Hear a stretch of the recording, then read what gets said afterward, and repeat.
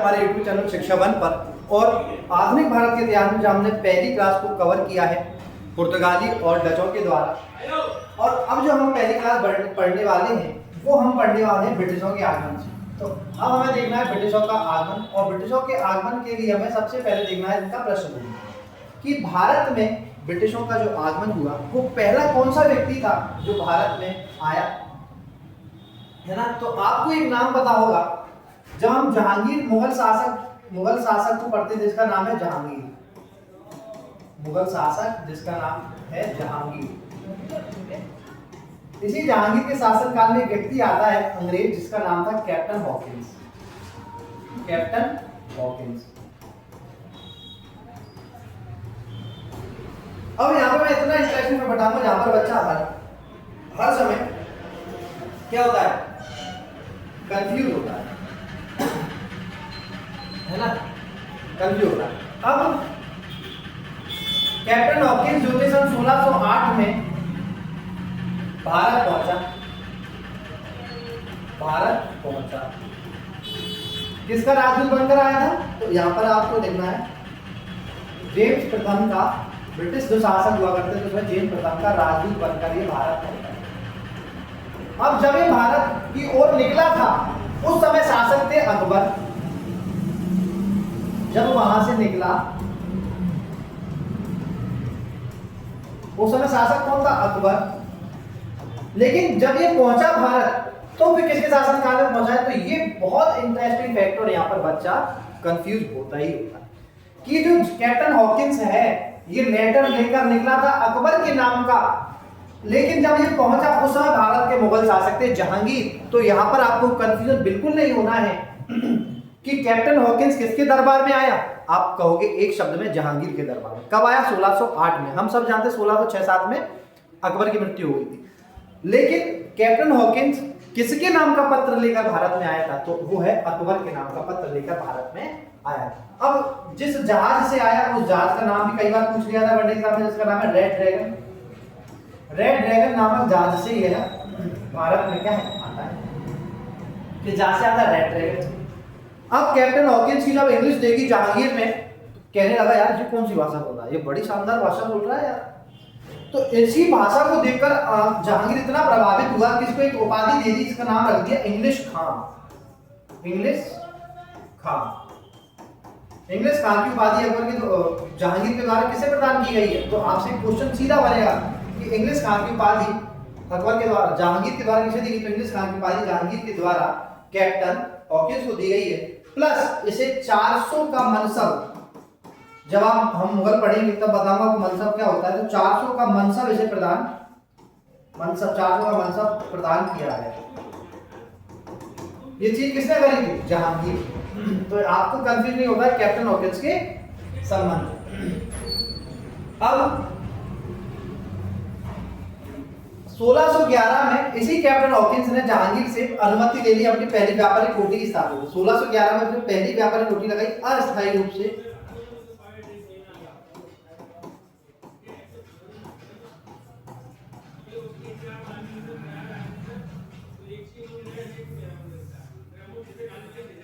मसूलीपट्टनम में लगाई, लेकिन आपको ध्यान रखना है ये मैं क्या लिख रहा हूं, अस्थायी रूप से। कैप्टन हॉकिंस ने जब अनुमति मांगी जहांगीर से, तो कैप्टन हॉकिंस ने जहांगीर की अनुमति से उसने पहली अस्थायी फैक्ट्री लगाई थी। कहां लगाई थी, आप याद रखना है, मसूलीपट्टनम। ठीक है। अब आगे जब हम चले तो नेक्स्ट जो आया, अब नेक्स्ट जो यात्री आया था अंग्रेजों का, उसका नाम भी आपको याद रखना, उसका नाम है टॉमस रो। कौन है, टॉमस रो। टॉमस रो इसे प्रथम का राजदूत बनकर आया। किसके शासनकाल में आया, तो यह भी आया जहांगीर के शासनकाल में 1615 में। और टॉमस रो भी व्यापारिक छूट प्राप्त करने में क्या रह सकता है,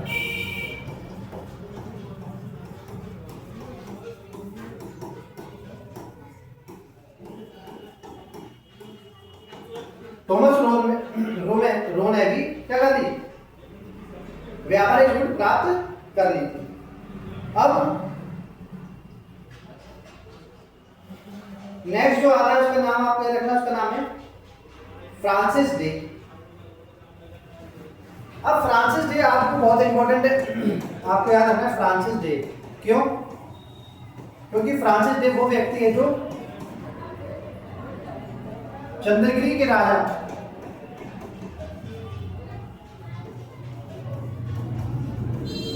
इनका नाम चंद्रगिरी राजा से, इसने मद्रास को क्या दिया था, पट्टे पर किराए पर दिया था, मद्रास को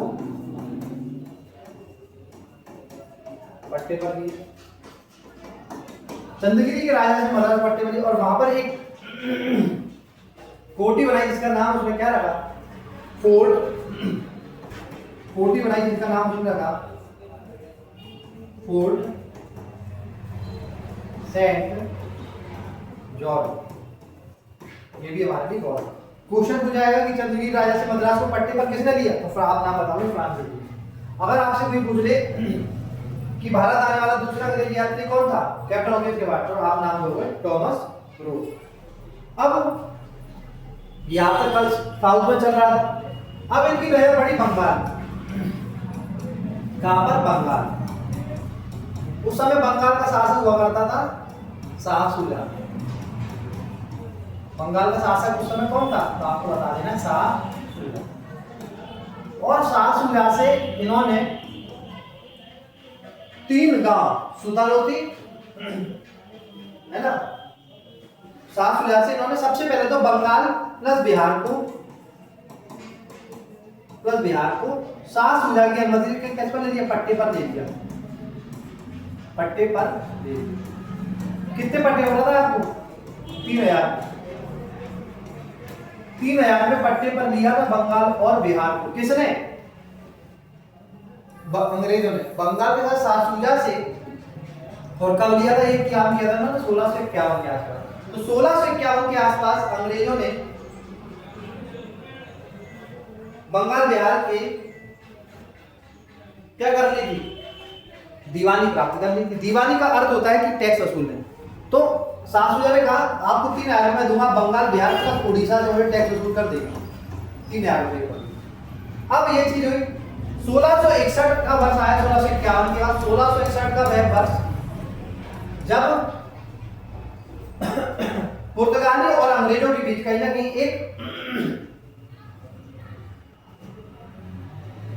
विवाह संबंध हुआ। 1661 में पुर्तगाली की राजकुमारी थी जिनका नाम था कैथरीन ऑफ ब्रिगेड।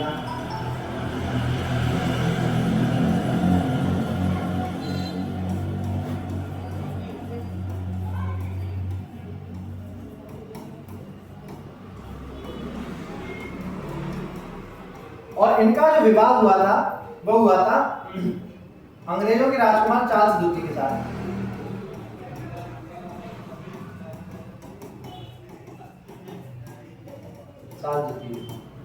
अब सोचकर देखो कि इनका विवाह, अब ये तो हम पश्चिमी सभ्यता वाले हैं ना, इनके यहाँ भी दहेज चलता था। और इसी विवाह में दहेज में पुर्तगाली ने पता है कौन सा क्षेत्र दिया था, बम्बई। वही बम्बई जिसको आज हम बम्बई कहते हैं, है ना। तो ये क्षेत्र दहेज में पुर्तगालियों ने किसको दिया, अंग्रेज अधिकारी, अंग्रेज राजकुमार चार्ल्स द्वितीय को दिया।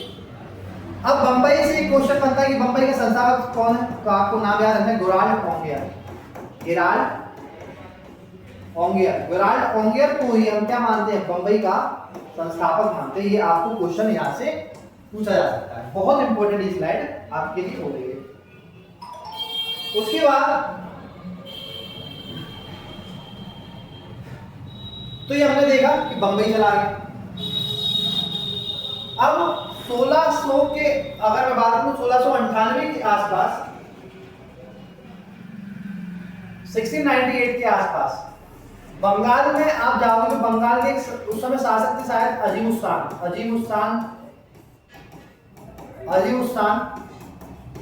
इसी अजीमुस्तान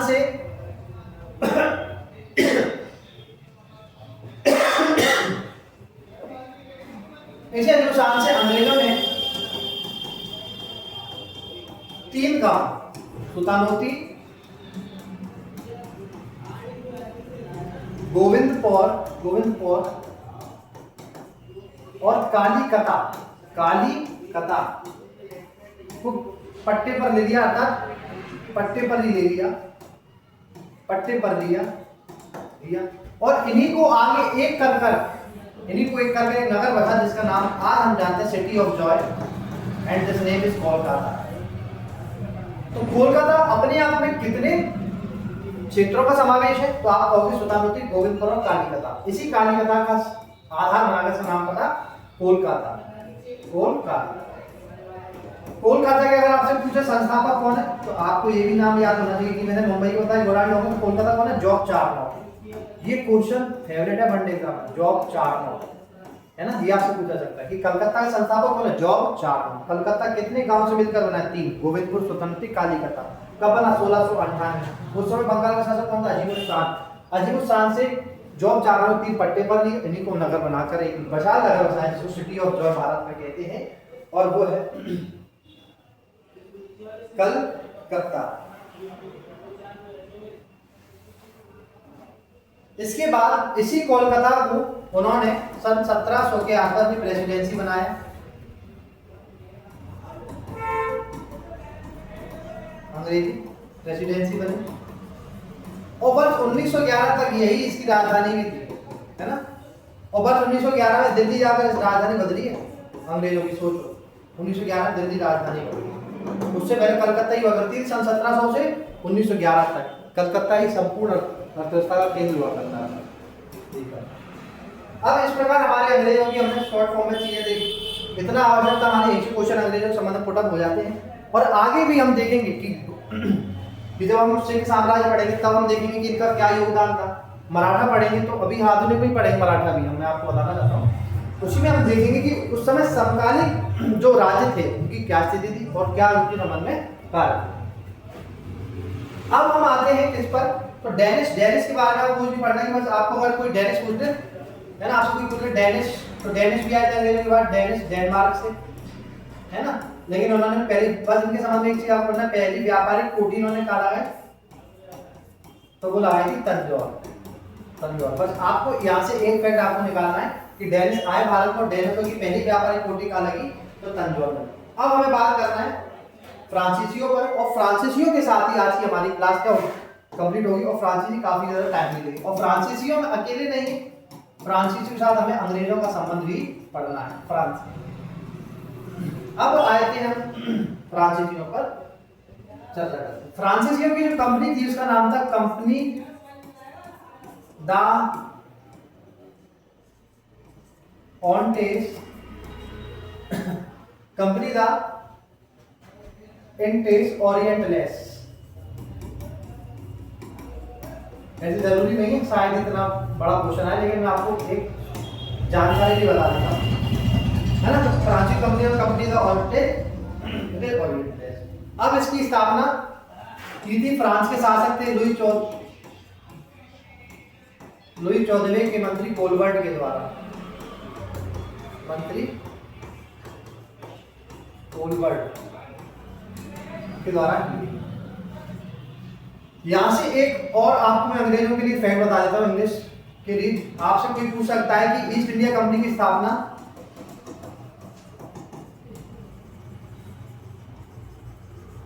ईस्ट इंडिया कंपनी जो थी की स्थापना के समय, ये क्वेश्चन बनता है कई बार, कि समय भारत का शासक कौन था? शासक कौन था? तो आपको एक ही सवाल शब्द में उत्तर देना है और वो आंसर देना है अकबर। क्वेश्चन पूछेगा कि जब ईस्ट इंडिया कंपनी की स्थापना हुई तब भारत का शासक कौन था? अकबर। और आपसे कोई पूछ ले ब्रिटेन की राजकुमारी कौन थी? ब्रिटेन की राजकुमारी उस समय कौन थी? तो एलिजाबेथ, है ना? ये आपको याद रखना है, बहुत इंपॉर्टेंट क्वेश्चन मैंने आपको दोनों बता दी, कोई मुझे अचानक याद आ रहा है तो मैं आपको। तो हम कहा थे फ्रांसीसियों पर। कोलबर्ट ने क्या करी? फ्रांसीसी कंपनी की स्थापना, जिसका नाम था कंपनी द ऑन्टेस ओरिएंटलेस। अब इन्होंने अपनी पहली व्यापारिक कोठी लगाई, जो सबसे इंपॉर्टेंट है हर किसी कंपनी का, पहली फैक्ट्री कहाँ लगाई? इन्होंने अपनी पहली व्यापारिक कोठी लगाई सन 1608 में सूरत में लगाई। सबसे इंपॉर्टेंट फैक्ट यही है कि फ्रांसीसी की पहली फैक्ट्री कहाँ स्थापित हुई? तो 1608 8 लगा था, 1668 लगाई, सॉरी 1608 में तो अंग्रेजों का शासन था, 1608 में शुरू में लगाई। किसके नेतृत्व में लगाई? तो आपको याद रखना फ्रैंक कैरोन, फ्रैंक कैरोन के नेतृत्व में। तो फ्रैंक कैरोन के नेतृत्व में फ्रांसीसियों ने पहली व्यापारी कोठी सन 1668 में सूरत में स्थापित की। और दूसरी व्यापारी कोठी भी आपसे पूछा जा सकता है उन्होंने, और दूसरी व्यापारी कोठी थी इनकी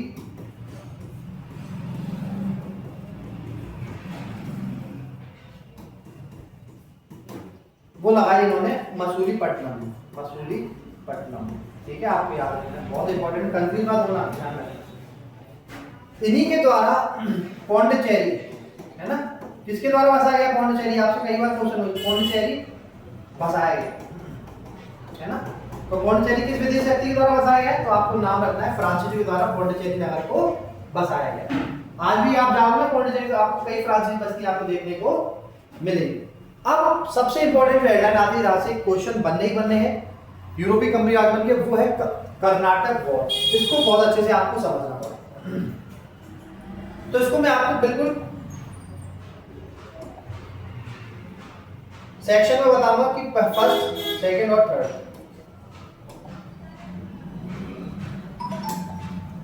तो यहां पर लिखेंगे प्रथम, यहां पर करेंगे द्वितीय और यहां पर तृतीय। प्रथम कर्नाटक युद्ध, यहां पर हम लिखेंगे द्वितीय,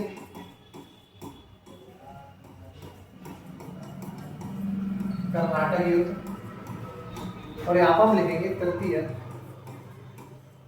कर्नाटक युद्ध। ठीक है, अब इनकी नीचे में क्या डालना है? टाइम पीरियड ज्यादा गैप में नहीं देखने को मिलेगा आपको। पहला है आपका 1746 से 48, जो है वही आप जब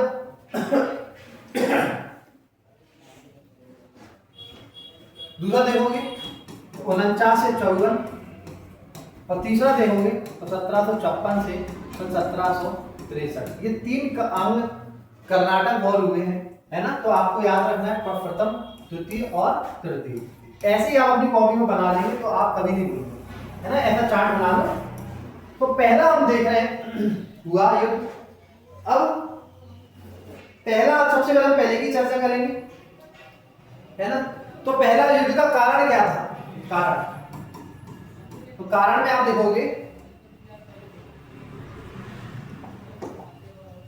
ऑस्ट्रिया का उत्तराधिकार, ऑस्ट्रिया का उत्तराधिकार। यह युद्ध किस संधि के तहत समाप्त हुआ? है ना, संधि कौन सी इस युद्ध के लिए? तो आपको याद रखना है एक्सला, ये यहीं से ज्यादा क्वेश्चन होते हैं, एक्सला सापे,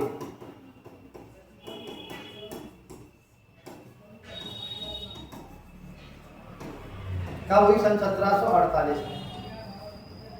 तो पहला कारण, दूसरा संधि, और तीसरा इसी युद्ध का एक और छोटा सा युद्ध भारत में देखने को मिलता है, जिसका नाम आपको याद रखना है सेंट टोमे का युद्ध, सेंट टोमे का युद्ध। ठीक है, आपको ये क्वेश्चन बन जाएगा और आप फिर कहोगे कि कैसे बना।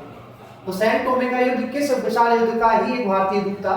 तो प्रथम कर्नाटक युद्ध 1746 से 48, है ना। कारण ऑस्ट्रिया उत्तराधिकार, संधि कौन सी हुई? एक्सला सापे की संधि आपको याद रखनी है। ठीक है, बहुत सारे फैक्ट इंपॉर्टेंट इस चार्ट में। और इसी के युद्ध का एक छोटा सा युद्ध भारतीय युद्ध था, जिसको हम कहते हैं सेंट टोमे का युद्ध। अब नेक्स्ट दूसरा कर्नाटक वॉर देखना है, और दूसरे कर्नाटक वॉर में हमें देखना है कि उस समय फ्रांसीसी गवर्नर कौन था। बहुत इंपॉर्टेंट गवर्नर जिसका नाम है, यह युद्ध हुआ था फ्रांसीसी गवर्नर डुप्ले। फ्रांस के समय गवर्नर था डुप्ले। अब इस युद्ध में फ्रांसीसी गवर्नर कौन था? डुप्ले था। और डुप्ले सबसे पहले डुप्ले क्या हुआ? हारा। और डुप्ले जब हारा था, दूसरा गवर्नर किसको बनाया? गोडेऊ को। दूसरा गवर्नर किसको बनाया? गोडेऊ को बनाया। गोडेऊ भी लड़े, और गोडेऊ भी कहीं ना कहीं युद्ध में क्या हुई? पराजय हुई। तब जाकर सन 1756 में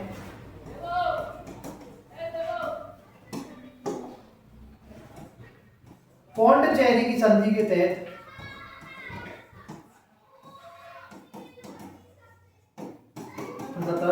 पौंडचेरी संधि का ये युद्ध क्या होता है, समाप्त होता है। अब हमें देखना है तृतीय कर्नाटक युद्ध। और तृतीय कर्नाटक युद्ध यह जो है सप्तवर्षीय, क्योंकि आप जो 56 से 7 साल हो रहे हैं, तो सप्तवर्षीय युद्ध हुआ था अंग्रेजों और फ्रांसीसियों के। सप्तवर्षीय युद्ध का भारतीय रूप था। युद्ध का भारतीय क्या था, सप्तवर्षीय युद्ध का एक भारतीय प्रभाव कह सकते हैं, या ये कह सकते हैं भारतीय रूप था। और यह युद्ध सन 1763 में पेरिस की संधि के तहत समाप्त हुआ। पेरिस संधि के तहत समाप्त हुआ।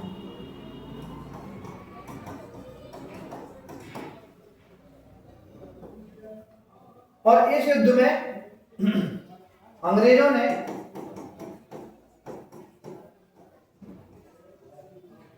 फ्रांसीसियों का जीता हुआ क्षेत्र उनको वापस लौटा दिया। फ्रांसीसियों के जीते क्षेत्र को वापस अंग्रेजों ने क्या है, लौटा दिया।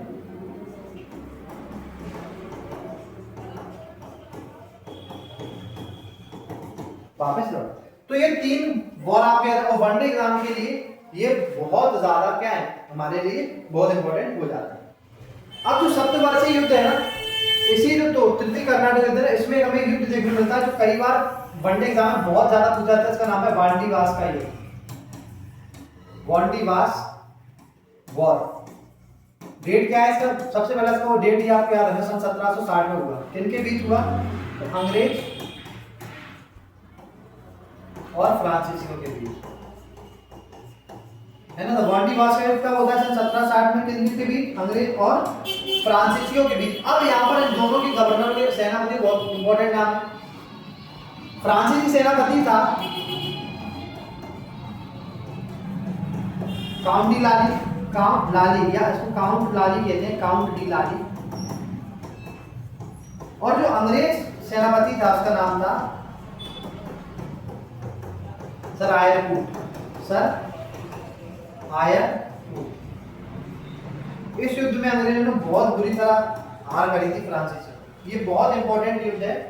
वांडीवास का युद्ध क्वेश्चन बनता ही बनता है। किसके बीच हुआ, तो फ्रांसीसी अंग्रेजों के बीच। फ्रांसीसी सेनापति का नेतृत्व कौन था, काउंट डी लाली, और अंग्रेजों का नेतृत्व आयरकूट। और यह युद्ध सन 1760 में क्या होता है, समाप्त होता है। इस प्रकार हमने यूरोपीय कंपनियों का आगमन